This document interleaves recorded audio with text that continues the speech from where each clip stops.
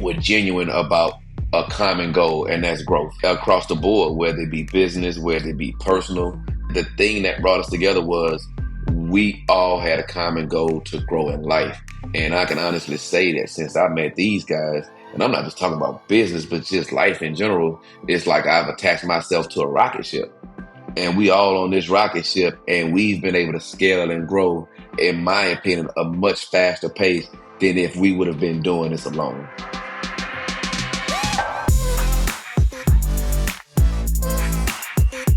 Good morning. It's morning for me. Good morning, good afternoon, wherever you're located. You are tuned in to the Color of Money podcast. Thank you for joining us on today's special episode. I'm excited about this. As you may know, one of our last episodes was live at Keller Williams family reunion, and we had the Color of Money podcast live. What you don't know is that later that day, we had an entire KW Black Real Estate Network mastermind and event.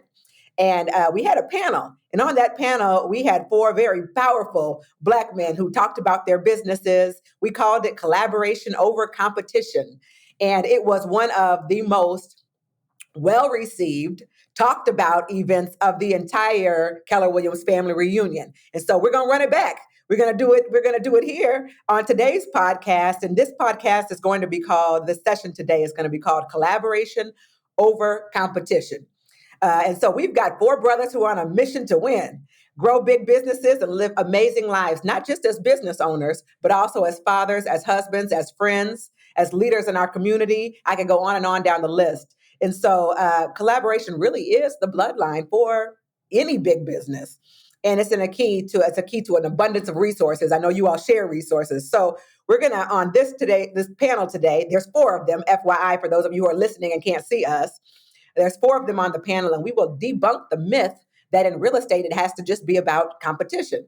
But we are actually going to talk about the value of collaboration. So with me today, first of all, I'm Julia Lachey. I forgot to introduce myself. I was so excited to introduce these guys, but I'm Julia Lachey, your host. I'm not joined by any of my other co-hosts.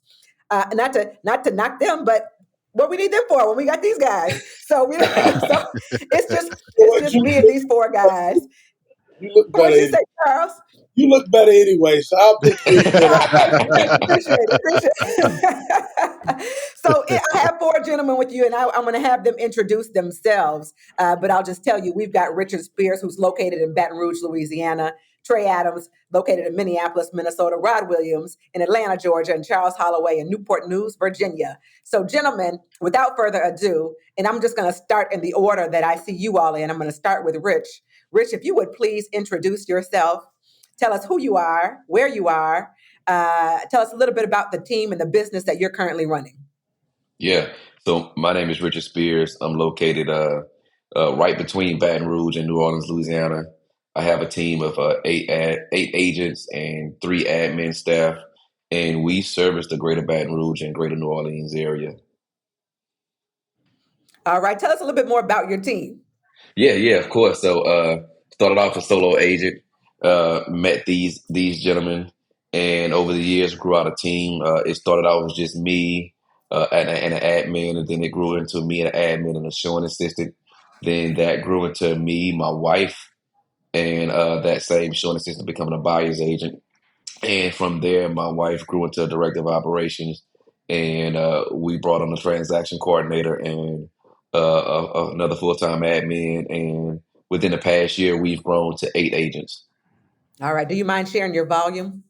Yeah, of course. So last year we did we impacted 107 families, and that was for 22 million in volume. This awesome. year we're on track to pretty much surpass that. This year alone with closing pending, we've impacted 67 families.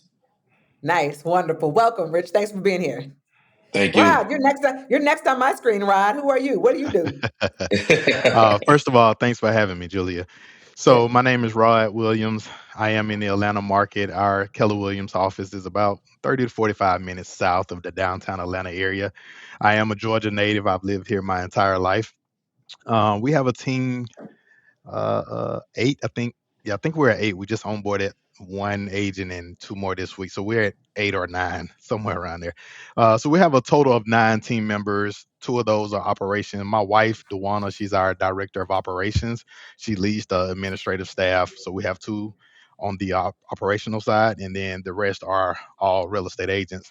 Although they do specialize in buyers, they are also working listings as well. Last year, our production was 124 units and 35 million in volume. Awesome. Wonderful, Rod. Thank you. Brother Holloway. Big brother. Julia, thanks for having me up here. I first like to give honor to my Lord and Savior Jesus Christ. All right, now that I got that out the way. I'm Charles, infamous Holloway Experience, located in not Newport, Virginia, but Newport News, Virginia, serving the Newport News. Okay, my bad. Yeah. Hey, Charles will actually correct you on that for real. Every time. They take offense to that for real, I see. That's on the map, him and Iverson, so I just want to make sure they get their credit. So it's Newport News, Virginia. It's myself as the rainmaker. I got a team of 6. Myself as the rainmaker. My wife is the specialty. Got a director of operations, 2 buyers agents, and we got 1 other AE that handle other miscellaneous transaction coordinator. Last year we did about 21 million as a team, 111 transactions, and we having fun. We rocking and rolling. You know. I love it. I love it. Thank you so much for being here, Tre Adams. Tre Adams here, the Signature Group out of Minneapolis. When we talk, like you said earlier in the panel, back in Vegas, we're not going to talk about last year. So we're going to talk about us as a whole since 2019. Like Richard said, we impacted over 700 families, and that's over 200 million in volume. So we're here to create a difference, we create an impact, and give back. Yeah, I love it, gentlemen. Thank you. Thank you so much for all being here. And the reason we're all here together today is because of your unique relationship, the relationship that you all have created as brothers. You know, so tell us, how did you all first meet and come together as this group of brothers who inspire and motivate each other? Yeah. I'll leave that to Rich. I started off. So I knew Rod from social media, from Instagram, and I was just amazed at what he was doing at the time. He was an individual agent, and I was watching him receive all of these awards. And I remember one year he impacted over 70 families, and at the time, I think the most families I had ever helped was like 36 in 1 year, and I just couldn't fathom that at the time. I remember meeting Charles separately at my first ever family reunion, and I hadn't even closed but 2 deals, but man, I just took a chance and went to family reunion to see what I can learn. And I met Charles through a good friend, Joey Russell, at lunch. And that's what I come to learn about these family reunions. The real nuggets are at lunches and dinners. But I met Charles at lunch, and I remember finding Tre on social media as well, and just thinking to myself, man, this guy reminds me of myself. He's swaggy. He always fly. Yeah, he set in a lot of houses. I was like, man, somebody I want to know. So I just connected with all of these guys individually. And then the following year, family reunion happened to be in my city in New Orleans. And at the time, I'm reading this book, Think and Grow Rich, which is an amazing book. I'm pretty sure a lot of people have read that book by Napoleon Hill. And I just was implementing as much stuff from that book as I could. And this one chapter around mastermind, and I was just trying to figure out how can I create a group that I can mastermind with. And it just wasn't clicking here at home. And with family reunion on the horizon, I used to be a party promoter. I made some calls to some good friends. At the time, one of the hottest promoters in New Orleans and restaurateurs at this time, he had just opened up his new restaurant, Marrow's. And I really just wanted to impress these guys because Marrow's don't even do reservations. So I was like, okay, I'm going to get reservations at a restaurant that don't do reservations. And I want to impress these guys. And I did. I made some phone calls and we made it happen. And that's when everybody met each other. And at the end of that dinner, man, I was just transparent with everybody to let them know, like, man, I'm looking to start a group of to mastermind with, so I can be of value to others, but also we can be of value to each other, so we can grow. And out of that, it happened. But I got to give more credit to Rod because he took it a step further. And Rod, he's great about that. A couple of months later, man, we were going through all of this mastermind, and he put a call in and was like, hey, y'all, I'm thinking about renting this house. All y'all got to do is fly out. I'm going to rent the Airbnb. Y'all just got to fly out. We're going to lock in. And, man, we're going to really dive deep in mastermind. And we was like, okay. So everybody started booking flights, and man, we really locked in, Rod. I mean, you can dive deep into it, Rod. Yeah, so it's funny. I see memes on social media, and they say, when you want to go out of town on on vacation with your friends, it's 20 people that want to go, and then when it's time to submit the money, is 5 people, and then when it's time to get to the airport, it's only you by yourself and maybe one other person. So that's when I instantly knew this group of guys were different. You know what I'm saying? Like I told them, like, hey guys, I rented this Airbnb, man. Let's lock in, let's mastermind and build in person. Cause the group chats were so powerful. It was like we couldn't get enough. I mean, every day, like, I mean, Julie, I got chills thinking about it. I've never been a part of something so powerful and being amongst brothers who are just like openly sharing, helping each other, like just uplifting and just doing it at such a high level to where it was energetic and you just wanted to feel it in person.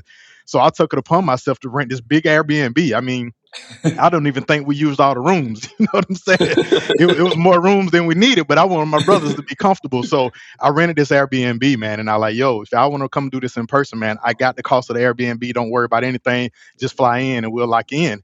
And they did just that, man. I think I picked Charles up from the airport. Rich and Trey, I think, got there about an hour or two later. And Julie, I tell you, no lie, from the moment we got in the Airbnb, I mean, I think it was around maybe 1 or 2 in the afternoon. And I have the picture to this day. We all just gathered around this big island in the kitchen.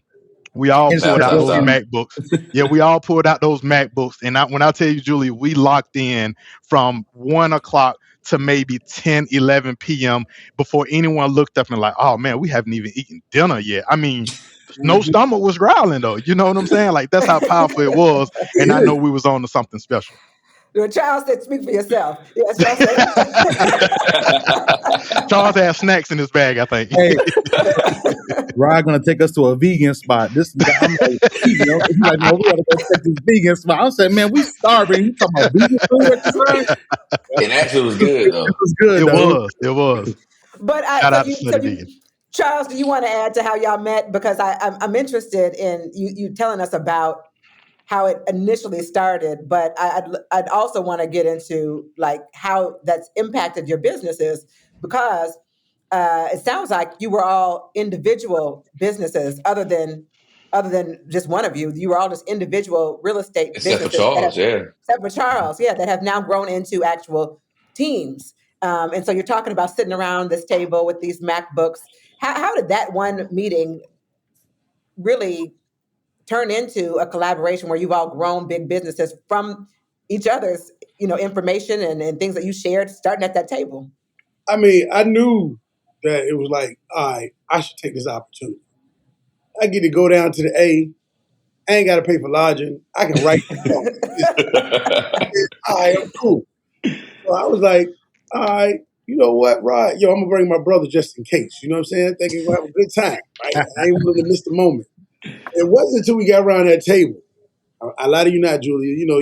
I said, yeah, everybody's doing good. I had a team at the time, rocking and rolling. And Rod, out of nowhere, we were just talking. He said, yo, bro, how did it feel to hit that first million? I'm like, yo, who is this dude to know my business better than my business? I was head down and we was just working. And we pull up the KW reports, and sure enough, it was $1 million. And I was like, oh, this is really a mastermind. Like, this guy has really strategically studied each and every one of us. So we got to come here of value and some substance. And when he asked me that, I didn't take it a spirit of offense or anything like that. It was just more jokingly like, whoa, this is the real deal. And I think he brought that level of vigor of seriousness that everything from the rest of that day was like, all right, Charles, hey, I want to have a team. I want to aspire to be a big business. I want to be a millionaire real estate agent. What's the plug? What do we do? And it was from that moment, everybody literally on my cell phone, this is exactly what I do. This is exactly what you download. Yeah. Step 1, 2, 3, 4, 5. It was no, high overview. No, it was meat and potatoes. Like, this is exactly what I do. And everybody was transparent because I'm like, yo, I'm getting it. But I mean, Rich and Trey, they know that the social media apps like it ain't nobody's business. So I'm sitting there being a student and being a sponge. And it was just, I said, well, we ain't gonna eat. We might as well sit and learn.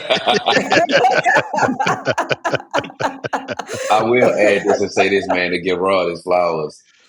His intentionality is contagious. I will say that. Yeah, Rod is a very intentional person, and that's contagious. It's like when Jim Rohn says that you're gonna be the average sum of the 5 people that you spend the most time around. That's true because I actually spend more time talking to these guys than I do my own personal friends here at home, and so the characteristics that I get from them is contagious, and that's one of the ones that's contagious from Rod. His intentionality, like, is contagious. Like Trey, he's gonna take action. He's not gonna overthink it. He's gonna take action. That's contagious. And the same thing with Charles. Like, man, that dude got wisdom beyond our years. So like with him, I'm just grateful to be around him because it's so much stuff that he's already done and been through that we get to take advantage of because we don't have to make those mistakes as he's already did it. Yeah. I'm noticing something, Rich, while you're talking, and it's not something we talked about previously when we had this panel live. But when you first introduced yourself and you said, "Hey, I saw Trey was looking like this, and I had to know him." I looked at Charles' number. That's the guy I want to meet. I mean, what you are, and even now, as you continue to talk highly of them and speak of them, I don't know that that's something that other people innately do or have.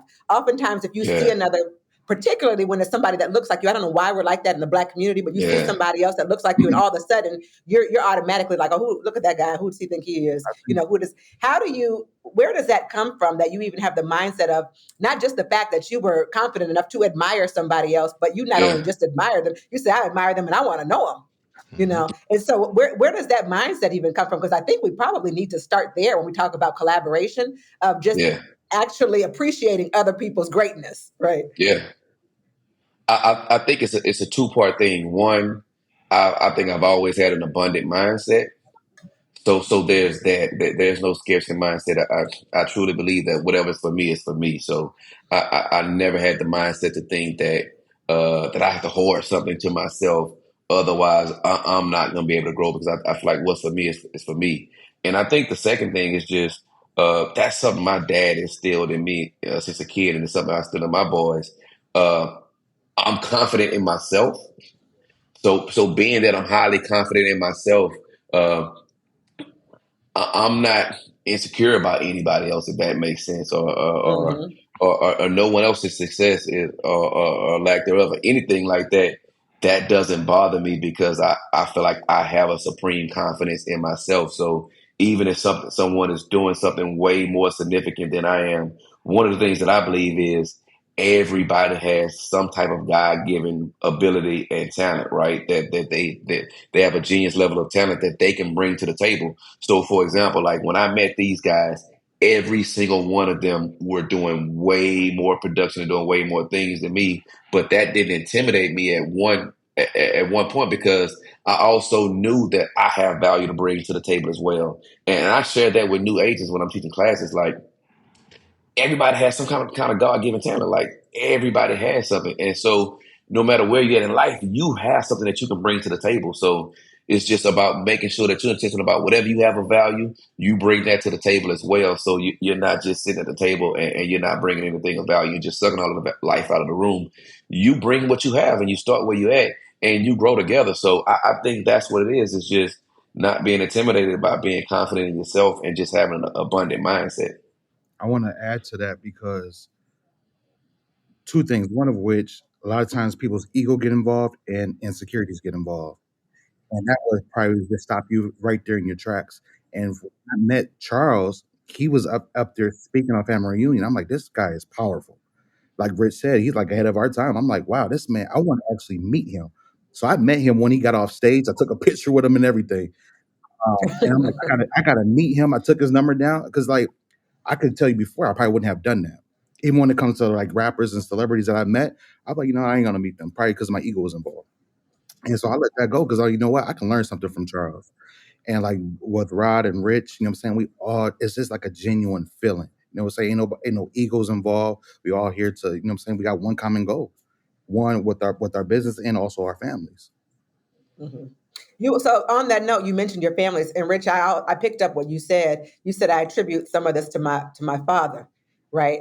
And so my family has gotten very involved in listening to this podcast. And my brother saw the picture that y'all posted on. He was like, okay, now tell me about these guys. Who are all these guys? And I'm telling you about, telling them about you. And what I noticed was, I said, I think they all have dads. Like, they all actually have fathers. And so that was something in me. I said, now that I think about it, most of the really successful men that I normally talk to attribute a lot of their learnings to their fathers, which is something in the Black community that isn't necessarily as prominent as we would like, right? When we talk about households, and even when we talk about the wealth gap, which is what this podcast is about, we're not really comparing family wealth. It's not apples to oranges, because when they say a white household's wealth and a Black household's wealth, the difference is the structure of the household in the white family. In the Black community, 60 to sometimes 80% of those households are led by single women. So one of the things that makes this conversation different is the fact that I thought me and my brother were talking about how powerful that was. That I'm like, they all got dads, and they all have dads. Furthermore, what this conversation is about as well is that you all are not just businessmen. You're not just friends. You are actually family men. You do actually lead a family. You are the head of your Black household, and and so I think that's a really important story to tell. So tell us about your families. Tell us about your families and how you collaborate even on a personal level and not just on the business level. Well, Rich, why don't you All right. start? Go ahead, Charles. Okay. No, Charles was ready. I said, tell us about your family, and Charles was ready. Go ahead, Charles. being the seasoned expert, having the most kids out of everybody, I'm a father. I've been a father of 6. I will say this about the fatherhood thing. My father's my hero. And to know my father is to love him. My giving attributes came from him. My leadership and my poise came from him. But one of the things that was most significant was that his father walked out on him when he was young. And my dad made a promise. He said, no matter what happens, I'm not going to leave you guys. I'll always be in your life and be active. And every day we're on a bed of roses. But dad was there. He worked. My work ethic came from him. And I tell people all the time, I will fail at a lot of things in life. But the number one thing that I will never fail at is being a father to my children. I despise men that don't take care of their children. And one of the things that I can appreciate about every man on this call is they are some of the most stand-up fathers that I've ever met. I learned the parable, and we always learn. I learned something last week from Rich, and Rich said, my kids don't ask me for anything. They ask me, how can I earn X, Y, and Z? And man, as soon as I came back from family reunion, I instituted that baby Carson asked me for something. I said, man, you ain't ask me nothing. You know what I'm saying? He said, where you get that from? I said, yeah, I picked that up. He said, where you get? I said, that Uncle Rick. They know you feel like uncle. But I say this too, lastly, because real estate takes so much out of you, time and attention, because you really trying to devote yourself, all the greats, to being phenomenal, right? There's sacrifices on other ends. And those sacrifices are byproduct of those sacrifices are my children, my wife, these people who really, really love me. Like if something happens, they're going to take care of me. And having this group of men where my wife knows Rod's wife, she knows she's met Richard's wife, right? We know, and we got word when Trey got engaged, and they have literally met all of their significant others, and they have actually traveled with us to certain places. So on some fronts where it feels as though they are not involved with our real estate businesses, this is something, because of collaboration, where they can feel a part. And I know when my wife went down and we was down in Rich City and she met Rich's wife, oh, he be out all night? Yeah, Rich, dude, don't worry. And all of a sudden it segue, oh, well, I got a makeup line. And then Rich wife supported my wife with some of her makeup line. So it really made the whole thing full circle. You know what I'm saying? So now I don't have to be guilty when I'm at work. And they know that like we're hitching our wagon to something great. So, and I just heard that from my father. He's still married to my wife and he made my mom inclusive in the household. So it's things of that nature, that how you're brought up in certain principles that just never leave you. And they actually become your business DNA. So No, wait, your father is still married to his wife, not your wife. Yeah. Edit that out. No, sir. Yeah.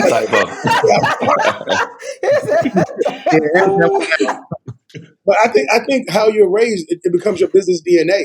And as competitive as we are to our real estate businesses, It was because we were committed to being family men, fathers, uphold citizens in our community. And it just so happened that gets to put a footprint on how we do business.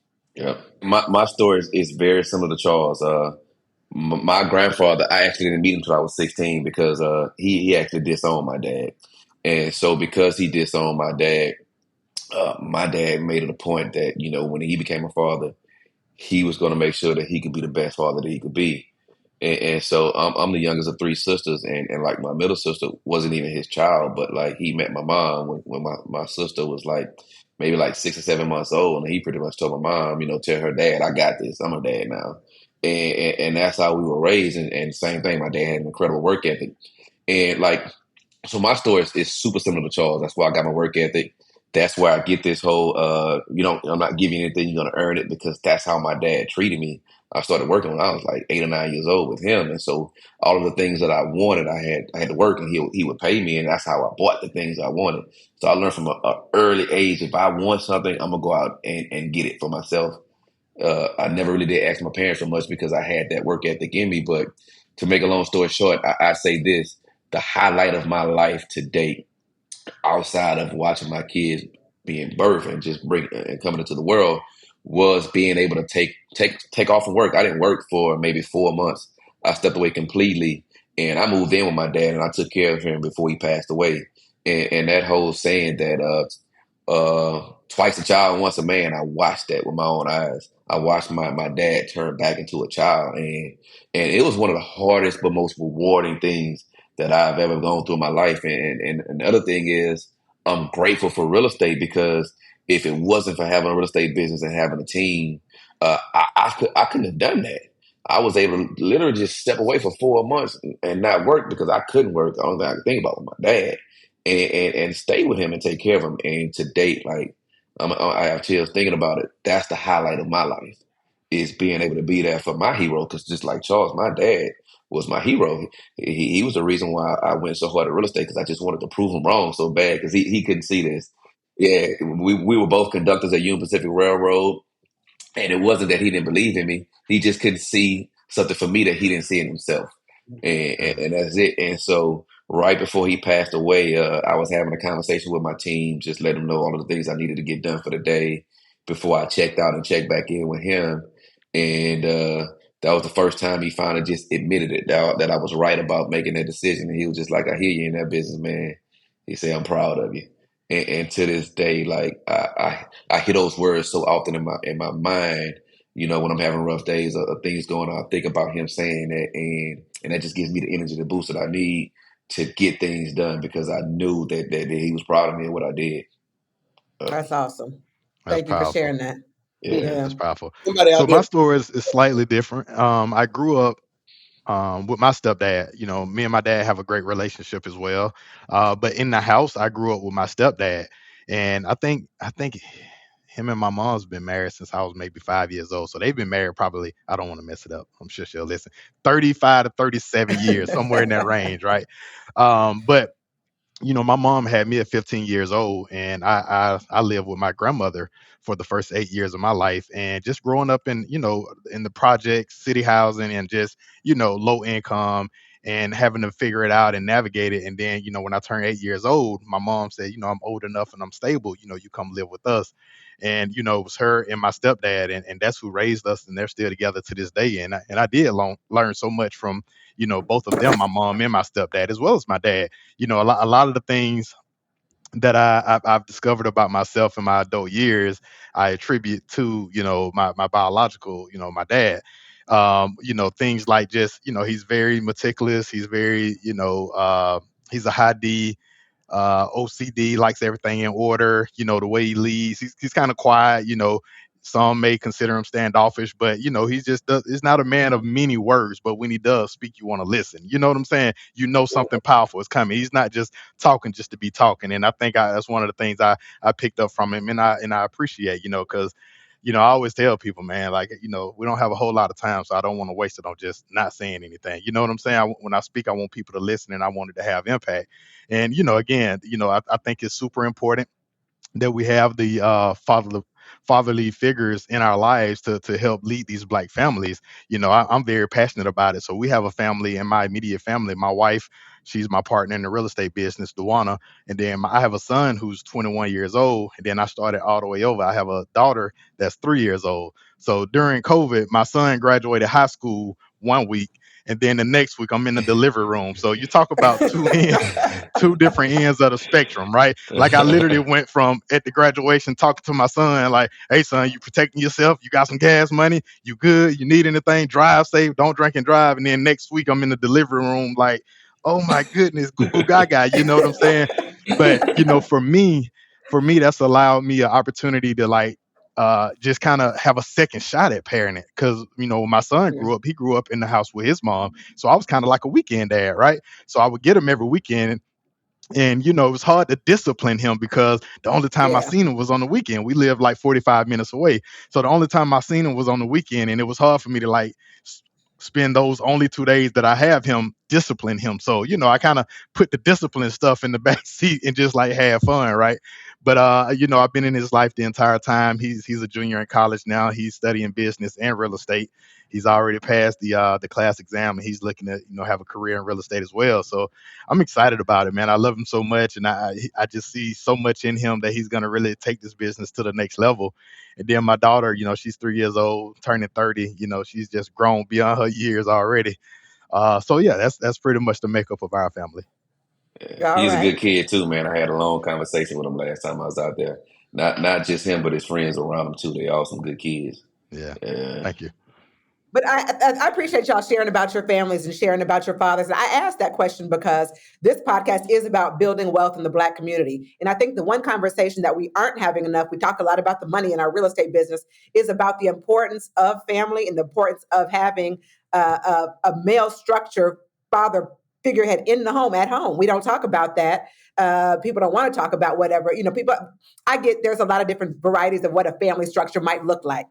But there is a significant impact that you make in your houses, in your homes, and also in your community. And I love how, as a brotherhood, you all share that with each other and encourage each other to not just do that. So I want to ask on that note, you get together, you mastermind about business, you encourage each other about fatherhood, about being husbands, and all of those things. How often are you having these conversations? How often are you meeting? How often are you doing the masterminds? What does that look like?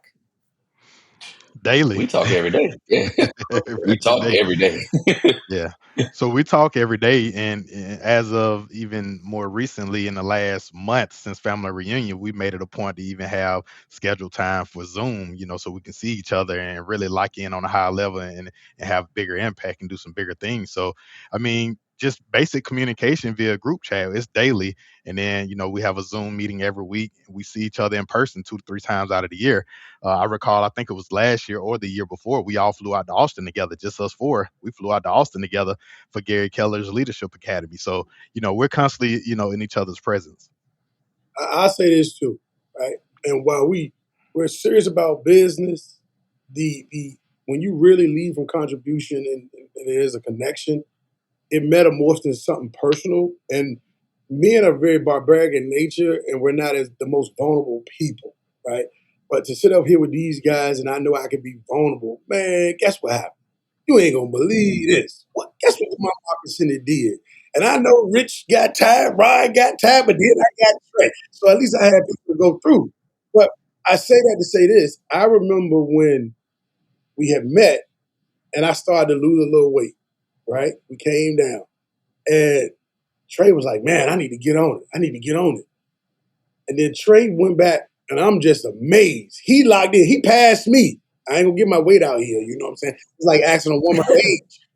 He passed me, but he was so intentional and so serious that he literally said, what's your address? Mail each and every one of us a scale.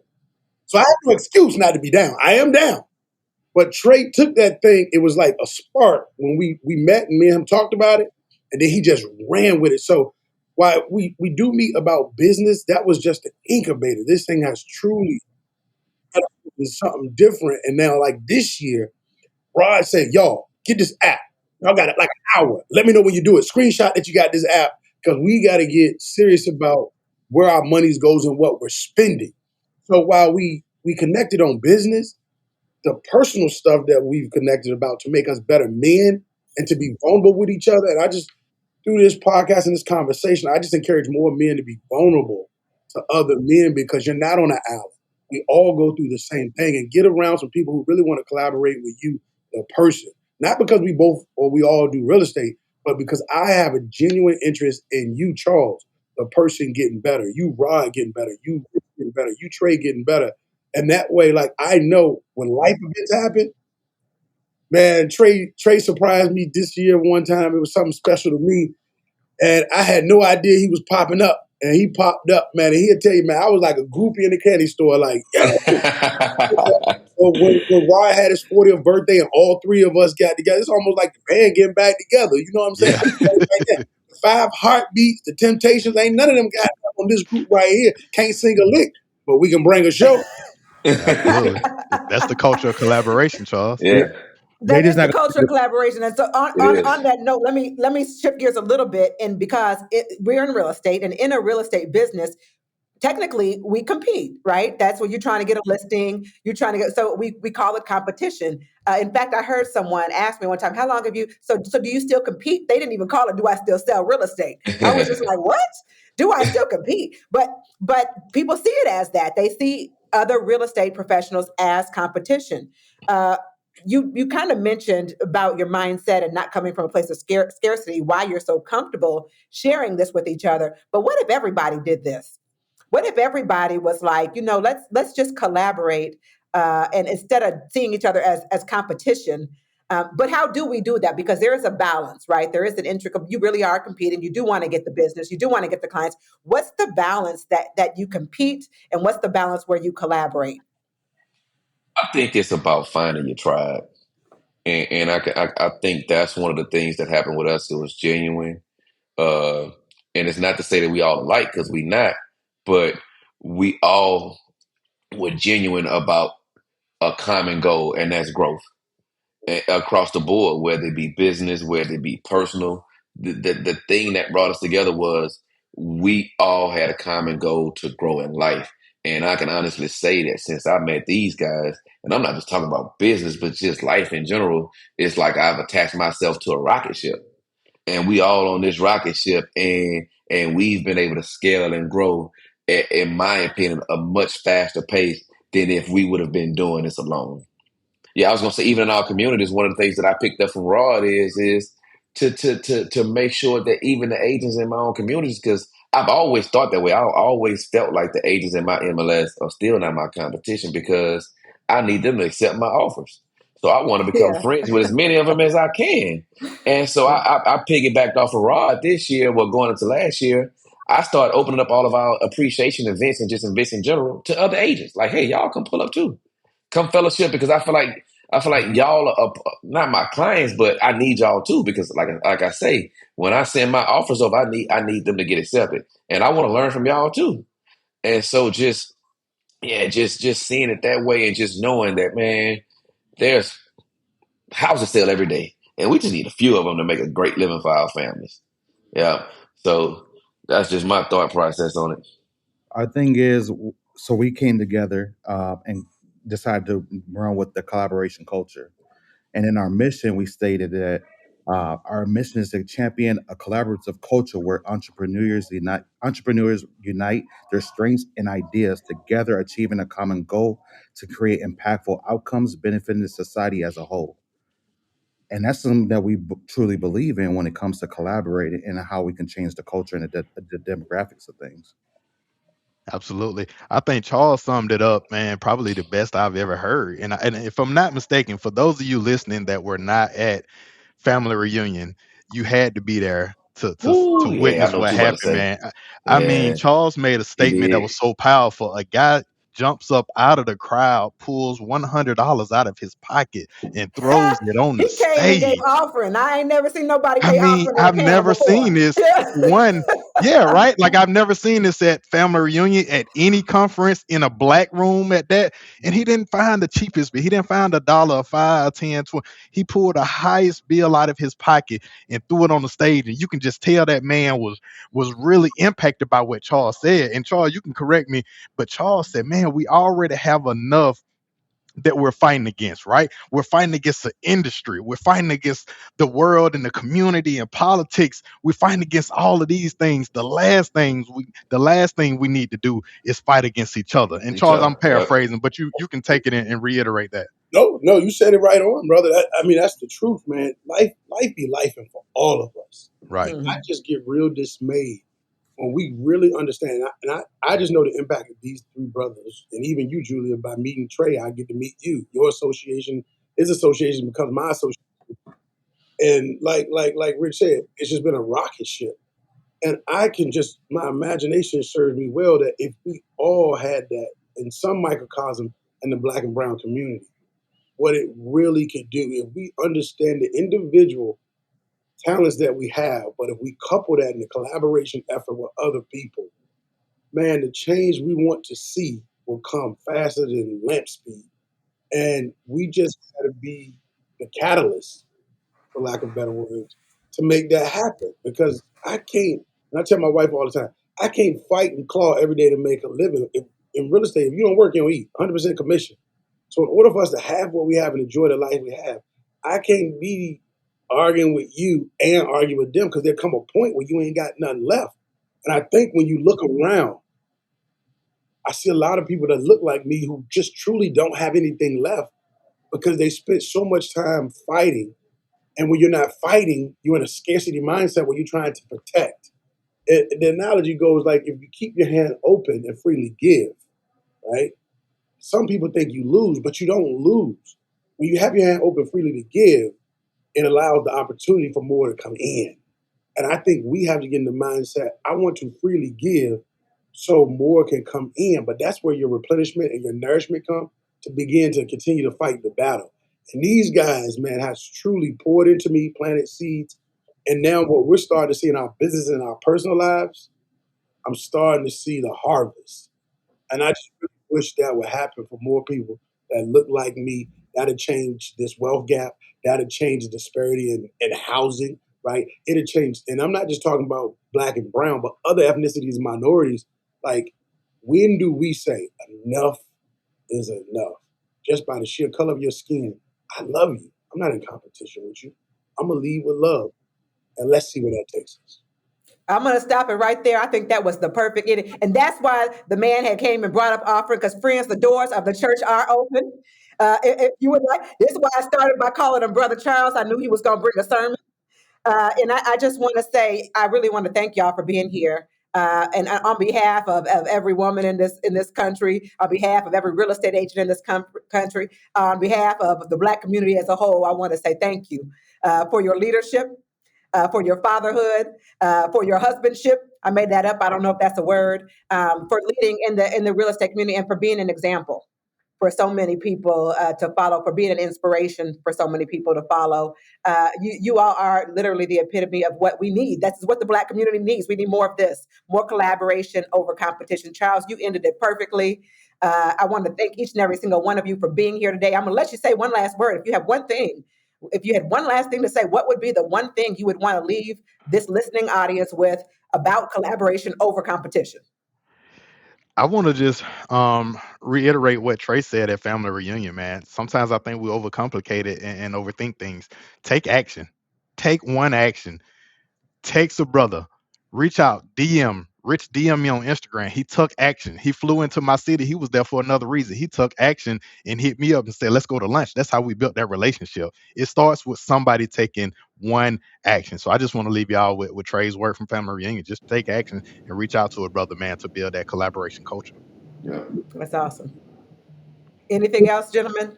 I just everybody has something God given in them. So don't be intimidated to reach out to these people. Like, don't be intimidated to reach out because you have something in yourself as well. Even if you think this person may be intimidated or got a lot going on, you have something in you that you can bring a value to. and just make sure that when you are reaching out to people and you meet people, figure out how you can be of value to that person as well. But don't be afraid to reach out to someone because it may change your life. Awesome. I Trey, would Pastor Charles. I would just say, like Rod said, we're gonna think big and act now. That's my motto this year. And instead of just always putting things off, we're just gonna act on it now. You know what I'm saying? We don't, like I told you before, time's our most valuable thing that we have against us. So we just gotta make sure we act on it now. I love that. Pastor Charles. I give a little bit of a different spin. Julia, I appreciate you. Because collaboration and charity should start at home. And I got to say, this is our second time doing it with you, and you've been a blessing to us. And you embody everything that a woman should be for a man, in the sense of praising him, still coming with poise. And because his light shine, it doesn't dim mine. But I serve as the ultimate compliment. I think one of the most endangered species right now is the woman, especially the Black woman. And so when you collaborate, to all the people listening, you know, if you have a significant other, a baby mama, or anybody in your life, the first level of collaboration should be, hey, this is the situation we got ourselves in, how do we make the most of it? Esteem her, and he esteem him, and I think that will get us where we need to be. So I just want to tell you, represent all women. Thank you. I appreciate you. I see you.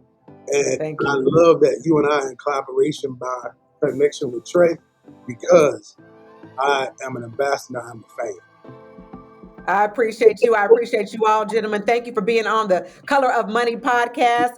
Tune in next week for more great transformative conversations to help you build wealth in the Black community. Take care, everybody. Follow the Color of Money podcast today and get notified when new episodes are released weekly. Be part of this transformative listening experience. This podcast is for general informational purposes only. The views, thoughts, and opinions of the guest represent those of the guest and not KWRI and its affiliates, and should not be construed as financial, economic, legal, tax, or other advice. This podcast is provided without any warranty or guarantee of its accuracy, completeness, timeliness, or results from using the information.